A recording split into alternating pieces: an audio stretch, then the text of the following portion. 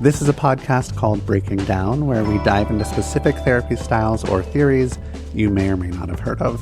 There's 3 parts.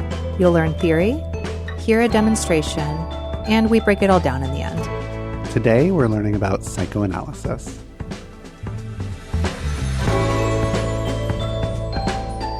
Hello, this is another episode of Breaking Down. I'm Jeff Guenther, licensed professional counselor. I'm here with... I'm Dr. Lindsey Lerner, licensed clinical psychologist and psilocybin facilitator. Yes, and today we're with Cynthia. Can you please introduce yourself? Sure. My name is Dr. Cynthia Ellis Gray, and I'm a psychiatrist and a psychoanalyst. You are? Yes. Yes. How long have you been practicing? Oh, good question. I think I graduated from my residency in 1998, so I'm really old. So I'm like, that wasn't that long ago. 25 plus 27 years.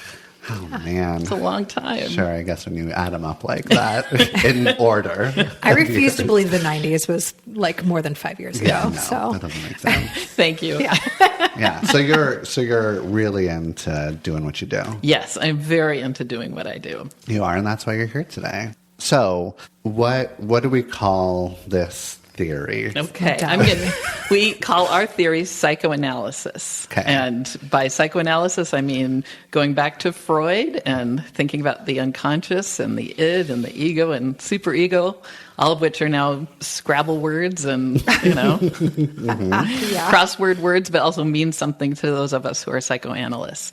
And I want to say, too, that as a psychoanalyst, and I'm going to talk about the more intensive kind of treatment we do, which I'll get into, but there's also a lot of people who practice what's called psychoanalytic psychotherapy, which is maybe a more limited version of what we do, uses a lot of the same principles, but the frequency of the treatment is less, like once or twice a week, and the patient's generally sitting up and looking at the therapist. So I won't specifically be addressing that, but the ideas I'm talking about are relevant to that way of working too. Yeah, I love that less treatment is twice a week. That horrifies me. So that's good. Let's get into what the horror is. That's what I'm way into. Yeah. Well, that's a good lead into our first question. How would you explain this theory or approach to someone, definitely not me, who has never heard about this before? Okay, I'll focus my answer on Jeff, since you don't want to hear I am an expert, obviously. So psychoanalysis is an intensive and immersive kind of psychotherapy where the goals are not just symptom relief, but a deeper sense of who you are and an enhanced engagement with a sense of vitality. Its goals are more general, to help you better love, work, and play. The word analysis itself can be deceptive because it's not even remotely an intellectual exercise, but a deeply embodied approach where your analyst pays close attention to not just what you say, but how you say it, how you convey what you feel, and how you may affect others without even knowing it. That's right. You're always paying attention to shit. Yeah, to shit, so much especially stuff. to shit. Yeah. Well, that's what people always say at dinner parties when they hear I'm a psychologist. They're like, oh, God, are you analyzing me? And I'm like, no, that's the analyst. They do. My father says that all the time to me. Yeah. He has this joke that he likes to make. He's like, well, I call Synth on the phone and she says, Dad, how are you doing? And I say, fine. And she says, no, how are you really doing? Something we all have to live with. Yes, yeah. That's just what happens when you go into this profession. But you said that. So it's like 3 days a week? That would be the bare minimum. Honestly, the bare minimum. It's usually 4 and sometimes 5 days a week. And it's on the couch, the old-fashioned couch. It's actually laying on the couch. Actually lying on the couch, which is actually quite helpful. So just go with this for a minute here. Is like you're lying on the couch. You don't see your analyst, but they're behind you. Right. So you have more room to have your imagination roam. You're not searching their facial expression vigilantly to see if they like or don't like what you're saying. And that energy is kind of freed up to know what's on your mind and to say what's on your mind. And then by the same token, the analyst's mind is freed up. In fact, that's why Freud invented the couch, is he said he couldn't stand looking at his patients. Oh, and so, what a sweetie. Treatment based on love. No. But if you're an analyst, it's nice how it frees up your mind. So you can let your mind wander about, oh, this person's reminding me of my mother in some way, or, I just, suddenly my hand got numb. I don't know why. I mean, I'm exaggerating here, but you're much more aware of what's going on inside of you instead of doing the same thing we do as humans when we look at each other, like searching the face for, is this going okay? Is this not going okay? Yeah. So we do use the couch as part of the treatment. Yeah, it sounds like as the client that could be really liberating. And also, I'm not anchored anywhere. Like, that's what I'm scared of. Yes. No, and you bring up, I love here bringing up these two poles of it, because that's exactly how it goes for people. Like, people find it extremely freeing at times. And a lot of people say, oh, this reminds me of when I used to drive in the car with my mom. We wouldn't look at each other, but I'd be able to say what was on my mind. Or my dad and I used to go running together, and that's when we had our best talks, often because you're not looking at each other. But then you're also correct that all of us feel some kind of fear if we don't have actually visual connection to who we're talking to, especially if we don't see them at all, even if we look up. And for some people, it's too hard. And some people, it gets too disorganizing and too scary. Some people, even who don't have good object permanence or whatever, might really think you're not there and really freak out. And so, you know, you don't use it for everybody. And there's some people who can handle that kind of fear and talk about it and learn a lot from it. But there's some people where it's too much. So bringing up the two sides of it, I think, is Would you then come in front of the couch, or would that just not be the client for you? No. I mean, if I were doing analysis, I wouldn't go in front of the couch. Probably what would happen if someone got really freaked out, they usually sit up. If they know what to, you know, instinctively they know it. They're like, I just have to look at you. Or they say, I don't want to be here anymore. Or this is freaking, you know, they'll be very honest about it. And then sometimes they'll need to be in the chair for a while. And there are a lot of analysts too who will use the chair if need be. That sounds I will use the chair. Like a punishment. Like a punishment. Yeah, thank you. And sometimes it is used that way, you know. Interesting.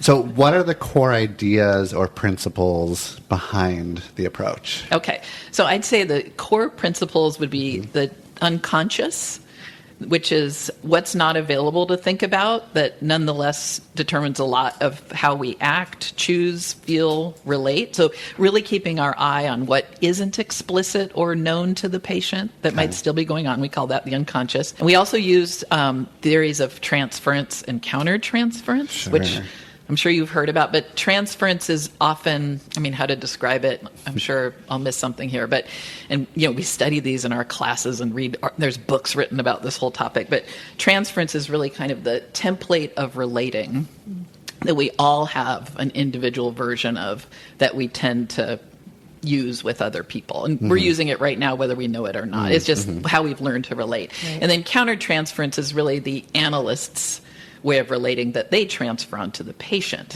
which is a more newly used concept. It used to be that, like, when Freud in his day, you know, I'm talking the early part of the 20th century, they'd talk about transference where it was all about the patient projecting their stuff onto you, and you'd say, you know, that's not me, that's your mother that you're talking about. But starting in the 1950s, analysts became aware that they do the same thing to the patient. I mean, we have certain assumptions as well. We're human beings as well. Maybe we could study this for 10 more minutes than the patient, but otherwise we're still vulnerable to those pulls. So we want to be very aware of how the patient's affecting us and things we do with the patient that we might not think about. Like, usually it's not even an explicit thing sometimes, like, oh, the patient's making me mad. But you might notice you'd given the patient a break on their fee multiple times, and you wouldn't have done that for another patient, say. But you might not have even noticed you were doing that. And then you kind of have to take yourself to task or talk to a supervisor who would say, hey, why are you doing this? And be like, oh, I don't know. Thanks for bringing that up, you know. So anyway, we use unconscious, transference, countertransference. And then the other concept I wanted to bring up is one called enactment, which is a very interesting thing where the analytic couple will often fall into automatic ways of relating, kind of like falling off a log. It's kind of your natural fingerprint way of relating that you might kind of know about and kind of not know about. And then the analyst will be doing their same thing. But the analyst has to kind of stay on top of it and think about it. And sometimes it's very explicit, you know, how the patient is reacting to or thinking about you or talking to you, and kind of obvious. And sometimes it's not at all. Like, I'll tell you an example of when I first saw my first analyst. One of my analysts, I've had two. True confessions here. But I came in and I started talking to this new analyst in the first session, and I was just saying how I knew about him and who I knew that knew this person. And, you know, I was just doing my thing. And he said, you know, you're acting toward me like like you already know me, or like I'm very familiar and you want to make me part of your family. And I felt like a couple of things I was like busted, like, you know, like I can't use my usual tricks on this guy. But then I also felt like, ooh, this is interesting. He's not falling for my shtick. What else does he have to offer me about what I just do that I don't notice? I think that shtick is like very sweet, though. Aw. You know, like I would like compliment a client. I'd be like, "Oh, you're so sweet. You want to be in your family? Let's go get dinner." We're family now. Yeah. Well, that's what I was hoping for. Yeah, we hate him. Yeah, we don't like him at all. Yeah. All right. Anyway. But that's a good example. I get what you're saying. So what kind of problems or challenges is this approach best suited for? Okay. So many different kinds of people can benefit from analysis. And I'd say if your regular once or twice a week therapy isn't quite touching you the way you want it to, or you feel stuck in some way, or you've plateaued and want more, that might be a time to try analysis. Or if you struggle in some way with intimate relationships or satisfaction with your work, analysis can help a lot. Or if you're curious about who you are, or if life just isn't going well as you think it should be, or if you find yourself inhibited in your creativity, or kind of distant from a sense of meaning in your life, or frustrated by relationships or work not being satisfying, analysis might be something to pursue. Well, that's all of us, right? Right. I was like, are there people who aren't having a hard time in their lives right now? Well, yeah, right now. Well, then that leads to the other question, or what's a situation where this approach really doesn't work? Yeah, that's a good question, too. So once in a while, someone is so invested in protecting themselves from anything new, or so skeptical of help actually existing, analysis can have a hard time helping. On the other hand, it can be the only way to help some of these people. Yeah. That's one thought I had. And then usually it doesn't help if there's active substance abuse going on. Sure. Because in that way, the person's kind of medicating away the kind of tension that you really want to think about with them. It's kind of like, I know this is a horrible analogy, but it's like, say you want to get into physical shape and you go to the gym every day, but then you binge eat potato chips all night. Like, it just doesn't help. And then this story, I'm taking that personally right now. Good. And I was going to say, we said this earlier, but sometimes people can't tolerate what's called regression, what we call regression, meaning being on the couch and saying what comes to mind without being super organized and not seeing the analyst. That can be unbearably scary for some people. And it can make their life harder, but not richer. So, and we call this people who have trouble regressing in the service of the ego. Some people can regress and have a great time and get creative and learn new things. Some people regress and they just can't function. So you don't want to do that to somebody. And then these people might do better with what we call supportive therapy, where the therapist is a sturdy advocate who might help with advice or meds or other kinds of concrete support. And there are two other things I was thinking about that it isn't great for. One is if you have a psychotic illness, like schizophrenia or bipolar 1, it's not a good idea. Largely, I mean, none of this is set in stone, and I'm sure people would argue with me, but I think generally there are other treatments that can help better. And then I would say if you're interested in a quick fix or advice or explicit guidance, analysis is not that. Yeah, so is this like 5 sessions a week over a really long period of time then? It kind of is. Wow. And I mean, depends what you mean by long time, but analyses tend to last, I would say, give yourself 5 years. Yeah. So, I mean, it's a big investment. Yeah. In time and resources. And it's 1 hour for each session? I do 45 minutes hours. Yeah. Some people do 50-minute hours. So is that something insurance covers? This is off script. No, some insurance does, and especially in Portland. Because I practiced in the Bay Area where no insurance, at least when I was practicing there, helped. I moved up here, and then some insurances were quite generous. Okay, and they would. Some were helping with 4 sessions, some with 3, some with 2, some with 1. And it's hard because you never quite know as the therapist, is this really going to continue? And you don't want to pull the rug out from under your patient like a year into it and say, oh, sorry, your insurance stopped paying.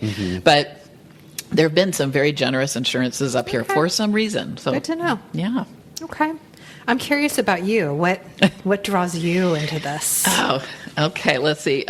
So when you ask that question, it's kind of funny. There's some of us who really wanted to be psychoanalysts before we even knew such a thing exists. Wow. If that makes any sense. Like just this, I think I'm one of those people. I was an English major in college basically because my favorite thing to do would be to immerse myself in a book that would be about complicated characters you could kind of be with for a long time. And I think I've always been also just interested in people's lives who are not mine. Like, you know, what about people who've had kids with disabilities? How do they live? What about, you know, what about people who are, you know, on the edge of dying themselves? What's it like to be them? Like, and so there's something about being in the world of somebody else I've always wanted to do. And I love how analysis has a deep appreciation and respect for the individual and their differences.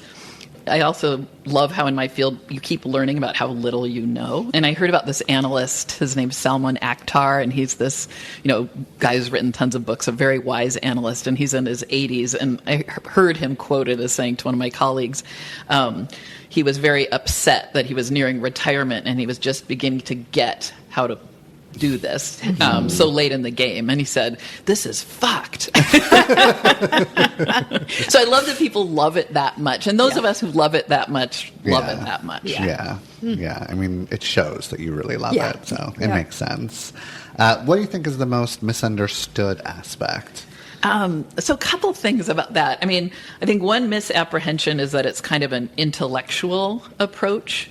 And yes, analysts like to think, but it's a kind of thinking that comes together after deep emotional engagement. And I would say many patients start their analysis feeling like they're too much in their head and become relieved over time they no longer feel that way.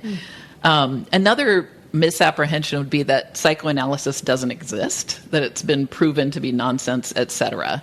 I think most graduate school programs say stuff like that.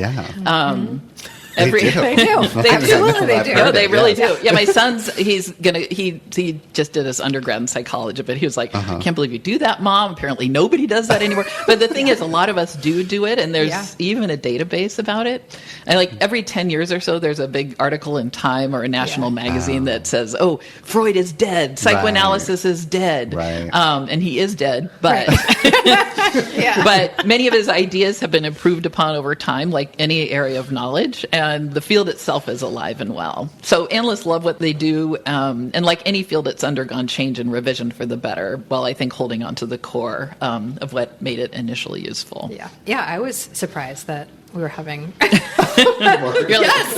I was like, oh, wait a second, there's still people doing that. Exactly. No, so people do think that. I'm the like layperson today. I'm like, what now? What is this? All right. Anyway, is there any key principles from this theory that people could apply in their daily lives, even if they don't go to, do this type of therapy? So I was thinking, like, sit with uncertainty. Like, tolerate the unknown. People hate that. And try... That's the worst. Exactly. And this is why I have a job, you guys. Me too. Try to avoid fixing, controlling, knowing, avoiding things that feel unsettling, and just wait and see what evolves.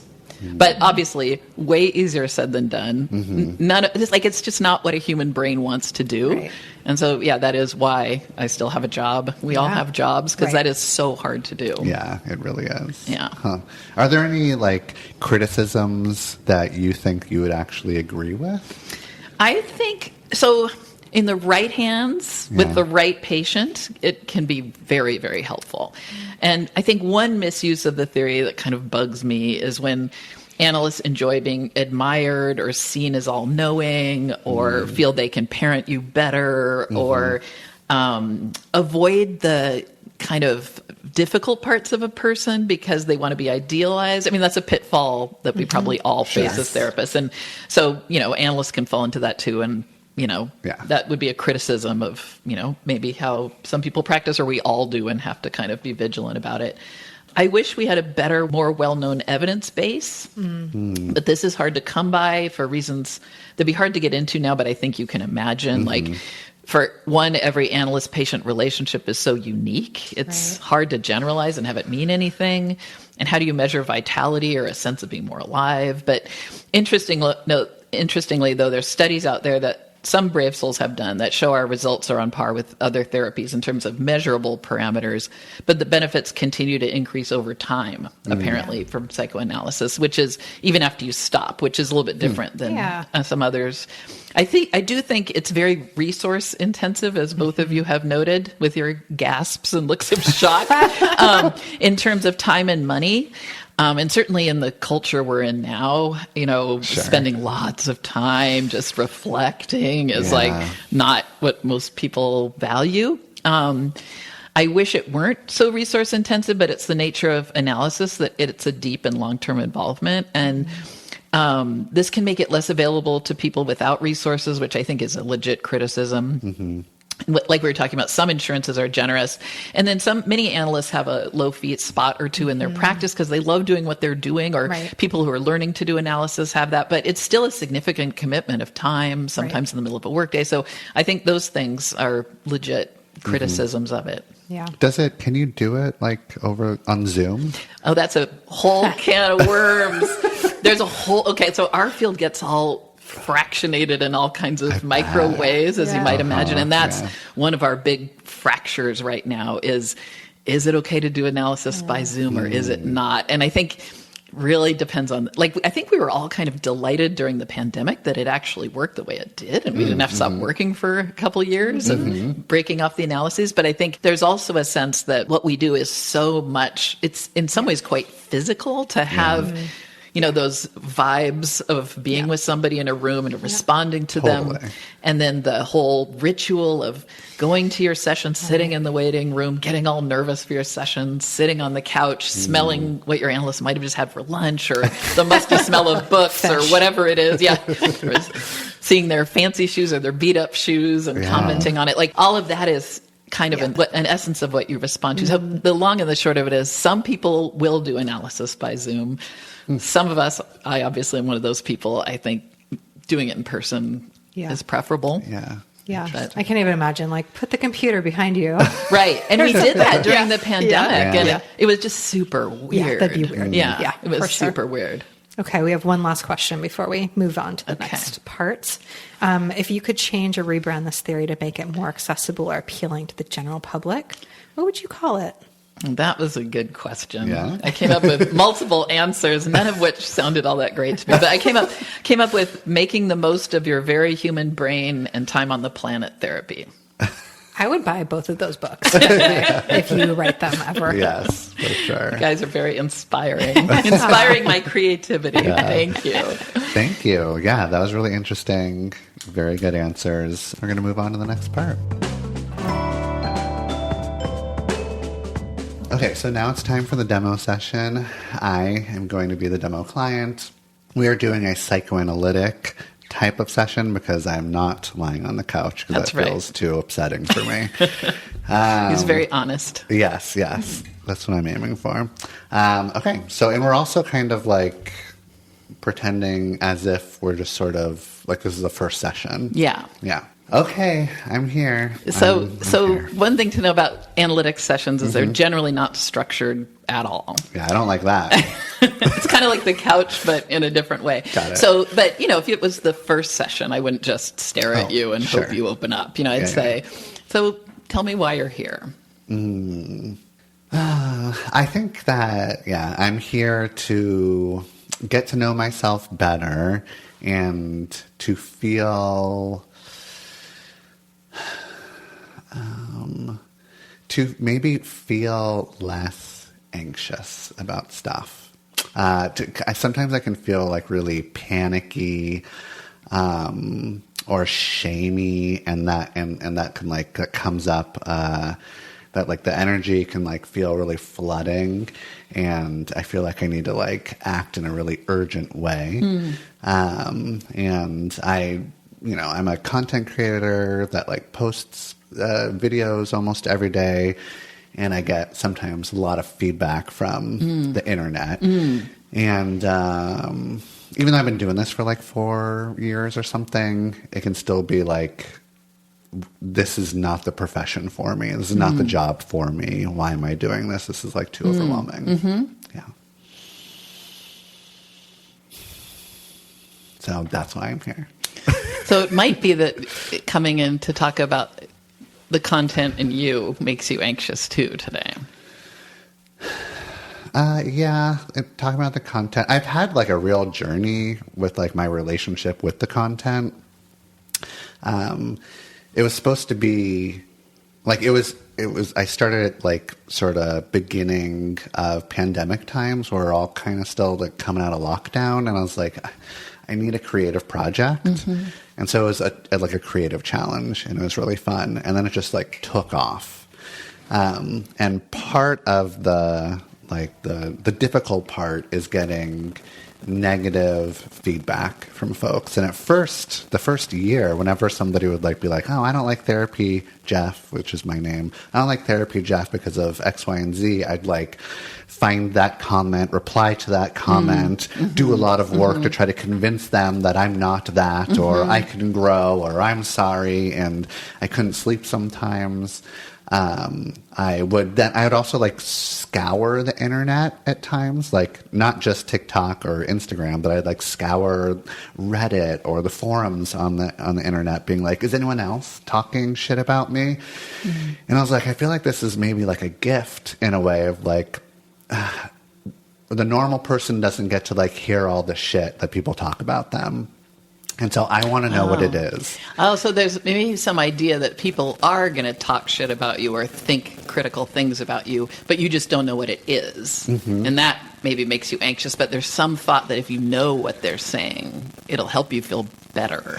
Yeah, because then I can be like, this is wrong, and I don't agree with it, and I'm going to discard it, or this is a place where I need to grow or understand. I just want to know. and so that was like the first year of like, that was not good for my mental health or sleep. And so then I started to change and be like, well, I'm going to have more boundaries around like trying to find out what people are saying and why they might not like me. I mean, the vast majority of people love me. I'm sure you understand why. Of course, yes. But I eventually got better at creating boundaries around trying to scour the internet for like the not so nice things that people would say about me. And that went back and forth for a while, doing good at that, doing like not great at that sometimes, depending on like how my life is going. And then yesterday, like something happens like yesterday where I make a video about Charlie Kirk getting shot. And then I'm like, it happened, and an hour later, I was like, Therapy Jeff needs to say something about this. It's like, so there's like part is just like, I'm going to be part of the conversation in America. And I'm just like, there's like a real importance, you know. So there's a real urge to say something. And so just so I'm clear, so this content creation, you are Therapy Jeff. That's kind of your identity. That's my identity, Therapy Jeff. Okay. Yes. And so I made a piece of content about it, and I was like, okay, what do I think people are feeling and struggling with emotionally right now? Well, I imagine they're like, oh my God, this is such an upsetting thing, and I fucking hate that guy. Mm-hmm. And those are two really weird things to hold in your body. Mm-hmm. And so I'm going to like make a piece of content that says like, that's normal, that's understandable, and makes sense that you might not have any empathy for this person. That doesn't make you a bad person. But like you have boundaries when it comes to empathy, and that's okay. Mm-hmm. And I made that, and that felt really good. And I was like, oh, there's a chance that this could like go viral and a lot of people could see it. But it's been my most viral piece of content in the whole 4 years that I've been doing this, where like over 20 million people viewed this. And you can't contain it after a while. It just takes on a life of its own. And this just happened in the last couple days. Yesterday. Okay. Yeah. So let me get this straight. So it's like the biggest reaction you've had to anything you've said online or elsewhere probably. Yes. Happened. Yeah. Yeah. You're here today. Which is like cool. But also, like, that's when the scary stuff starts to... Yeah. Like, there's actual scary things of, like, death threats are now coming in to me. To you. To me. I'm just like, well, just feels like cartoon violence. People just like being like, I hope you fucking die from cancer. I'm going to shoot you in the street. I hope your mother gets raped in front of you. Like, really, like... Wait a minute. People are saying this to you. And sending me direct messages with this and calling me on my phone and, like, leaving voicemails.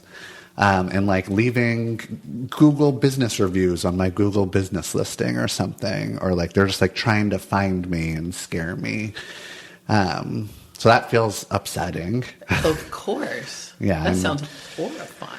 Yeah. But it also feels like I stepped into this. So that's the thing I've been thinking about this whole time. I was thinking about your reluctance to be on the couch. It seems like you both have a real drive to be known and seen and understood. But that there's something about not knowing what kind of feedback you're really going to get that's really terrifying. And then in some ways, this event kind of embodies one of your worst fears, you know, that you say something you feel like is really important. Right. And then what you get back is egregiously, horrifically hateful and violent and scary and threatening. Yeah. But there is something you get from putting yourself out there. And then there's something you get in a good way and get in a not good way. I feel seen. I also, like, there's, like, kind of like a content creator part of it. I was just like, look at me creating good content. I did good. Like, this is resonating with a lot of people, and mostly in a really good, validating sort of way. Maybe 80%, 75% of the people, like, really like it, but then a big chunk does not like it. What did they not like about it? What was the part that made people really angry? Different things. So I'm not exactly sure, like, the people that made death threats, I don't know what. They weren't like, hey, let me, like, know what's rubbing me the wrong way. They're not getting into the fine-grainedness of it all. Like, we want you dead. But the people that had, like, commentary on it was just like, some of the things were like, this therapist should always have empathy for anybody. Any good, decent person that has, like, moral values would have empathy. He's a father. And his children and his wife saw what happened. And this guy, this supposed therapist that has a license, so there's, like, questioning my, like, therapy skills, my, like, if I'm good enough as a therapist. And then I'm just like, are they right? Like, is that right? Am I missing something here? Am I just being, like, and other people are just like, he's just being provocative. I'm like, maybe I am. Like, am I being, like, am I, like, such a content creator where I'm just, like, rage baiting people and I'm not actually believing what I'm saying here? Like, I'm starting to doubt what I'm saying because they're doubting my professionalism. Yeah. So I think it's like, you're not a good therapist. You should empathize with everybody because all humans deserve empathy, just like Charlie Kirk does, even though he says some awful shit. So there's also like so I don't want to talk about this part. There's also the, like, whenever something big like this happens, I'm not talking to my mother or sister, and I've gone, like, no contact with them for, like, 3-4 years now. I'm just like, I know they saw this. So there's also something there of, like, what's my mom thinking? Right. What's my sister thinking? They have complicated feelings about me and me being a content creator. Yeah. I have very complicated feelings about them. But it's sort of this thing where it's like, oh, today I know they're thinking about me. Yes. And I'm thinking about them too. Yeah. Yeah. In a funny way, it's a way of, in your mind at least, making contact with them. It is. And speaking to them and getting a reaction from them. Yes. And I'm wondering what their real reaction is. So there's always, like, there's, like, lots of mom and sister family stuff that comes up for me. Yeah. So it's such an interesting area of interest you have where, like you're saying, you want to have people know you and be in contact with you. You want to say what you want to say. Yeah. But there's a funny way that this vehicle, as you know, like, is inevitably going to, you know, kind of shine a flashlight into the darkest corners of the world, and people are going to say these very hostile, negative things, no matter what you say. Yeah. And there's a way you both want that and don't want that. And it gives you something, and it takes you down. It does. And it feels like, I mean, when I started the like TherapyJeff content was like right when I decided to stop talking to my mom and sister. And I was like, I just want them to see me. And then like millions of people are now seeing me and giving me, like making me feel valid, making me feel understood, making me feel like I'm worth something, right? Like make me like people are just like, oh, I love TherapyJeff. And it's not like mother's love, but it's love.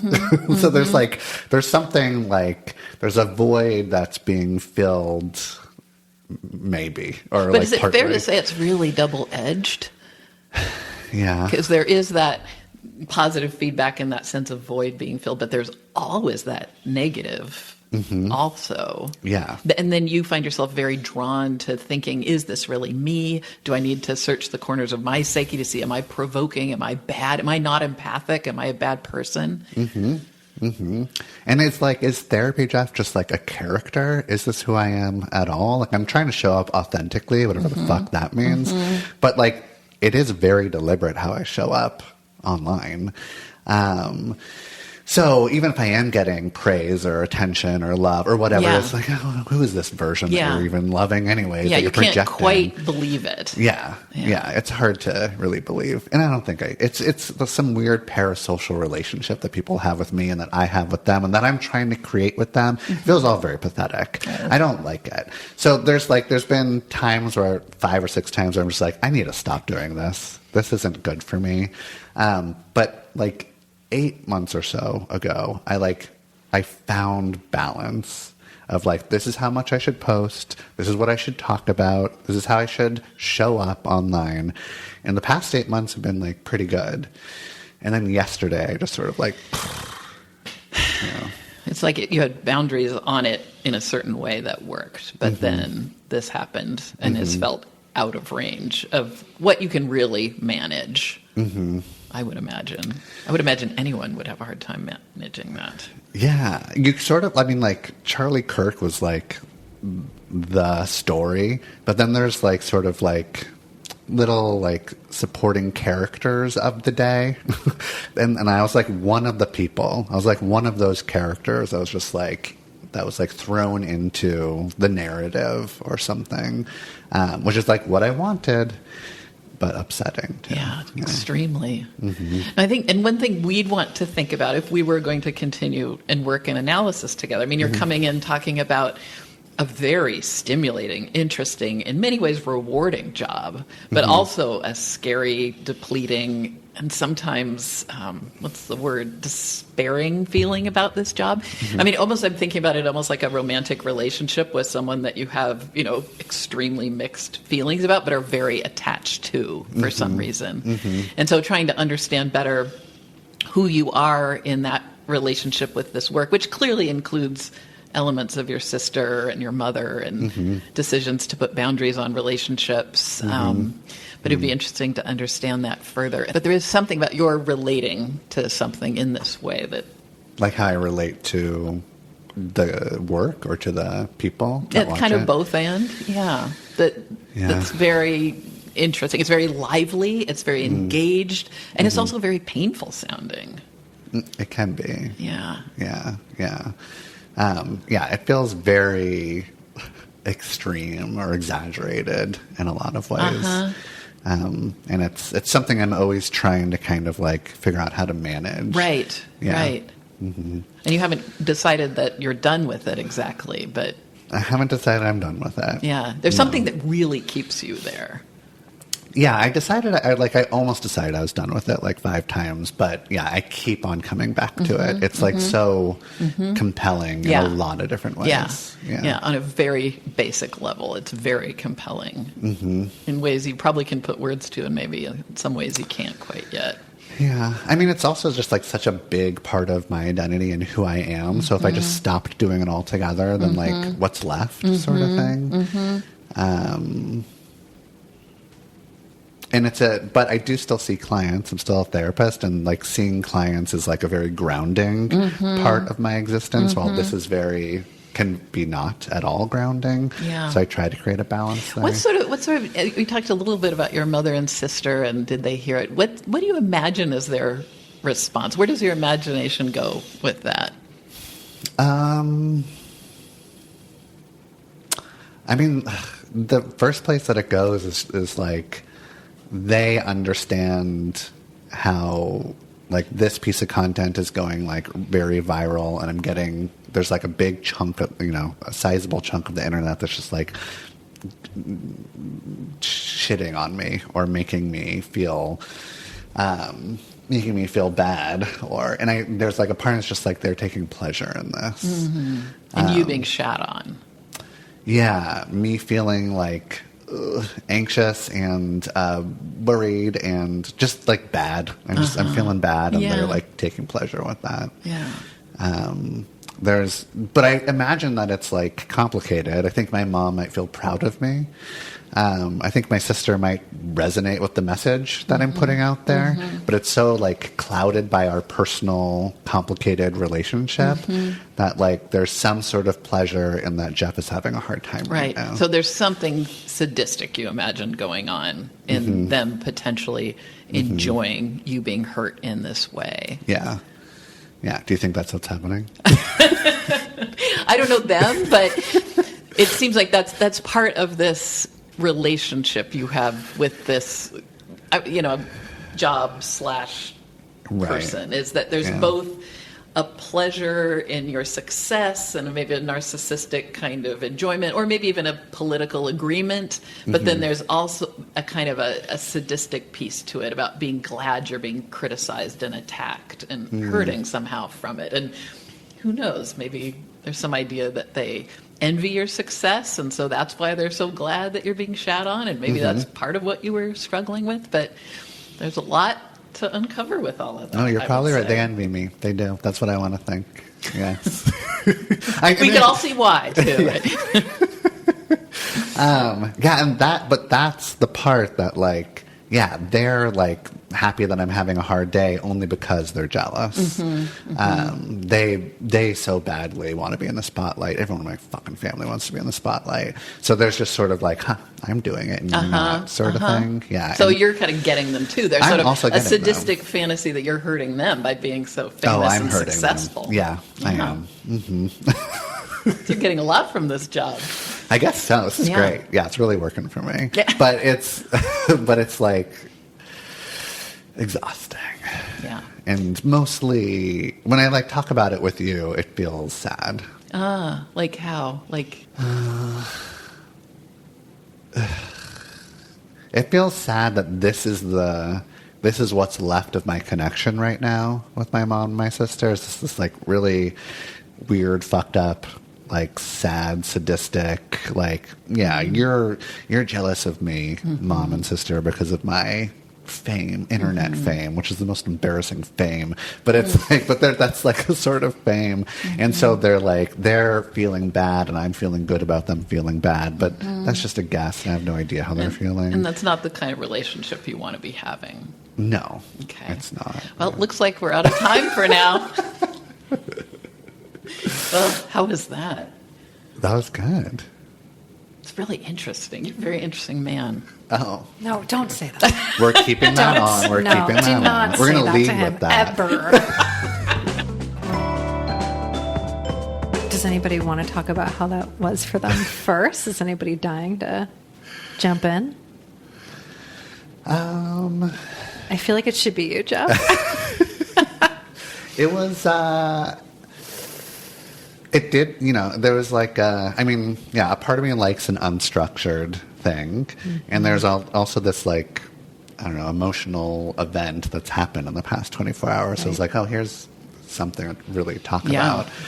I don't know why. I think every time I do, like, I'm the person here, I really, honestly, actually have the intention of, like, I'm not going to talk about my family. But I'm just like, oh, it's coming up inside of me. Yeah. I'm just like, I guess I will, sort of thing. It really seems like I want to, if you're a listener of this podcast. Maybe you do. I mean, maybe I do. So that was like, I thought that I had like a hard line of like, I can just talk about work. But then, of course, I didn't. Yeah. And that was one of the most interesting parts of the interview for me, was that moment when he said, "Ugh, I don't want to talk about this." Yeah. That was kind of that There was sense. multiple ughs. Yeah. Yeah. I even made note of it. Yeah. There was also a part, and I don't know if I've felt this with the other times I've done this, but there was like, I want to be a good client for you. Oh, interesting. Sort of I was feeling wondering that- about transference, and especially because your mom and sister came up. I was wondering if you were like wanting her to be compelled by your story, or like what she thought about,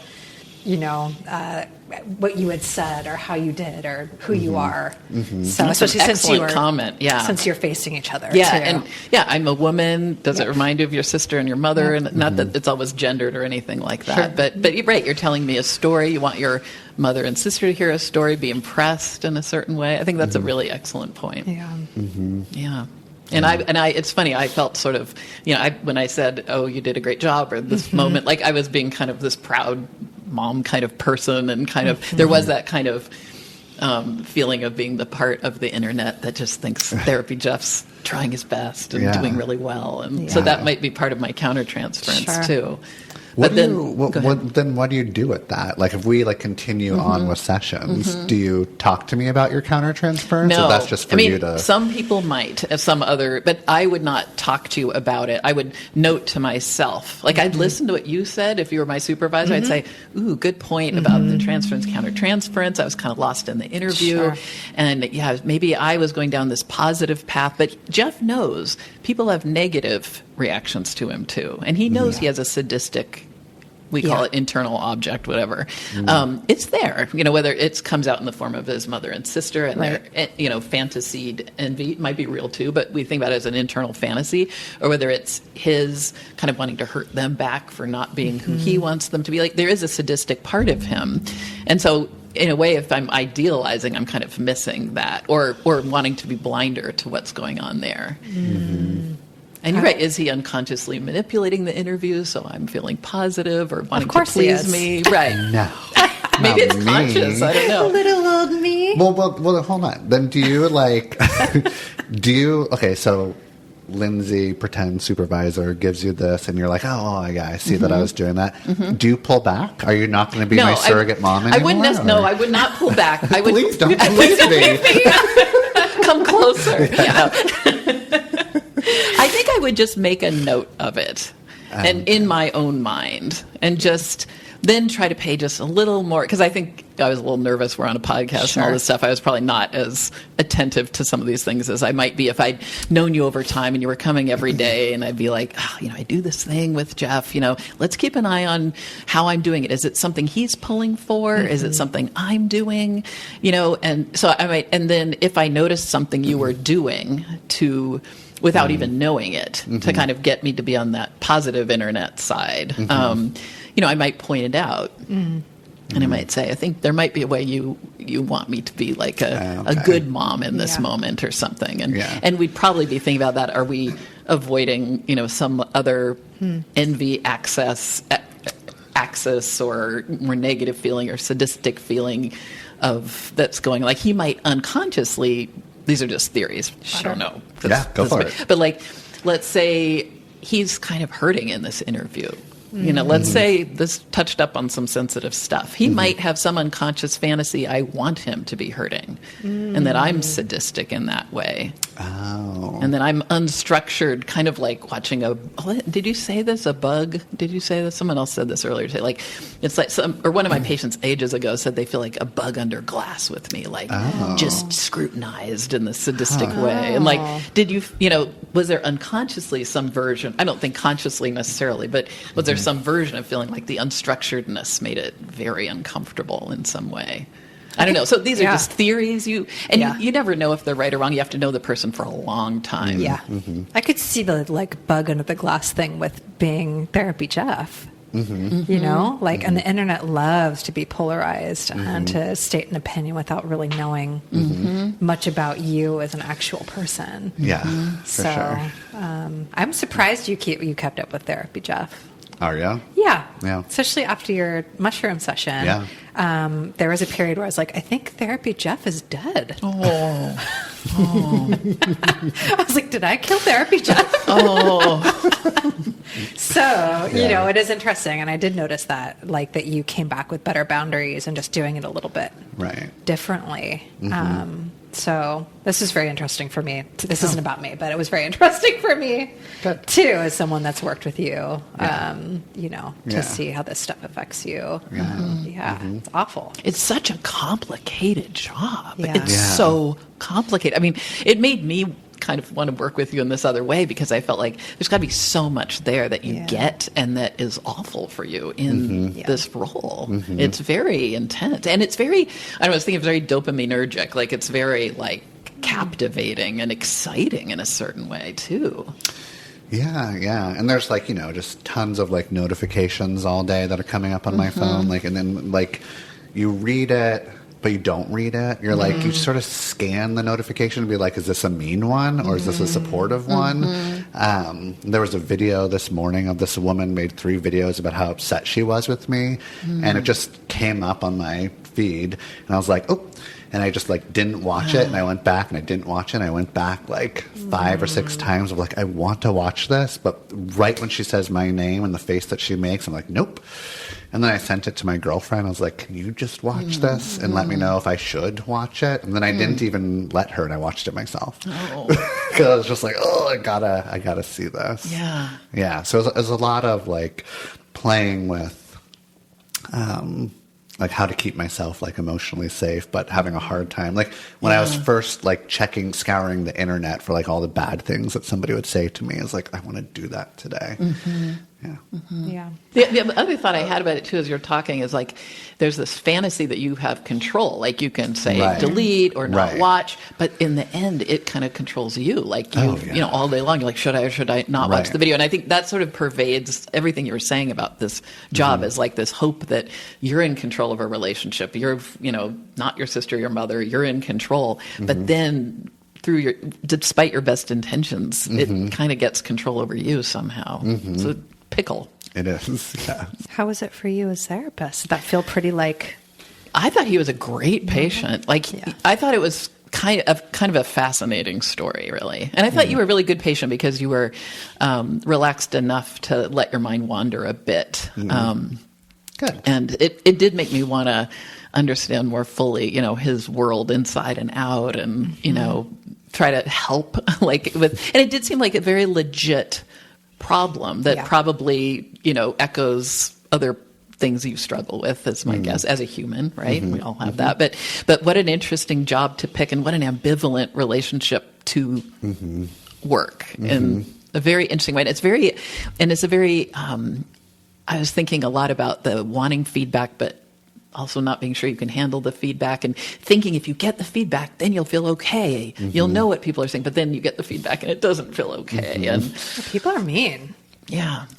Especially like behind a computer. People are very mean. And then we all, and it sounds like you have this thing in you that you're like, oh, that's not me. And then you're like, oh, is it me? And I think that's the part of you that you could, if you were in an analysis, you could try to understand better. Why is it you're always, in a way, taking the blame, in a way, kind of taking on these traits and feeling it's your fault? There's like some guilt and responsibility in you that it seems like it kind of goes for. Yeah, but there was like the parallels between your relationship with your family and what happens with you with there is social media. I think that was, I mean, obviously, but I never connected the dots until you sort of like reflected that. I was like, oh, motherfucker. Yeah. That's Notice your words. That's what I was curious about. Like, was there stuff that felt new to you? My relationship with the internet feels, there's a lot of like overlap with my relationship with my family.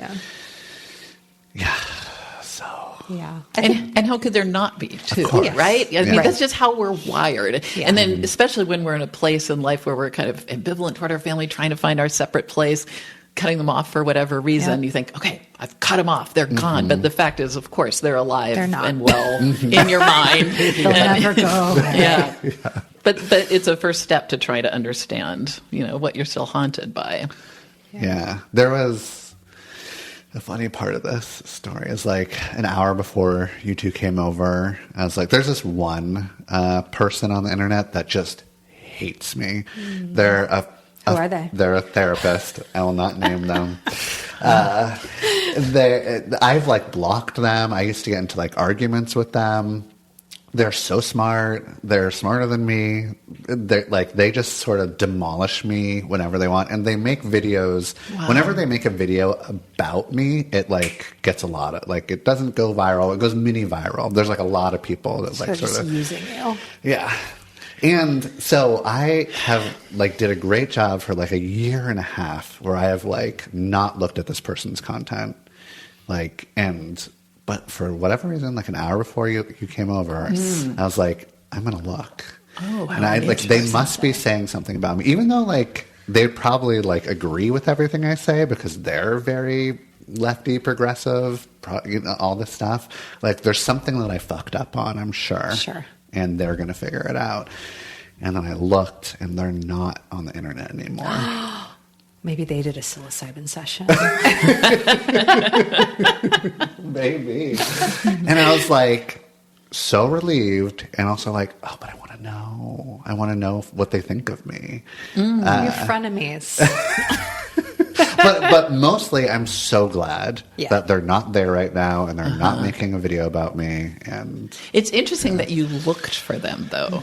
Like if we use our like, what were you looking for? Yeah. What were you hoping and fearing you would find? Yeah. I was hoping that they like are still doing their thing and they're not saying anything about me. Because if they're not saying anything about me, then they're like agreeing with me or they're okay with me. You've converted someone who hated you into someone who loves you. Okay, the session's over. Yeah. And time is up. Sorry. Once I get on a roll, I can't stop. Yeah. But yeah, I think probably that's good insight. I think what's cool about doing this project is that people are seeing a side of you that they don't see with you with TherapyJeff. This is Jeff. Right. I mean, sometimes we play up characters and stuff, but real stuff does show up in these sessions, and people are seeing a rawer version of who you actually are. So that's going to really hurt when they tear you apart. That's right.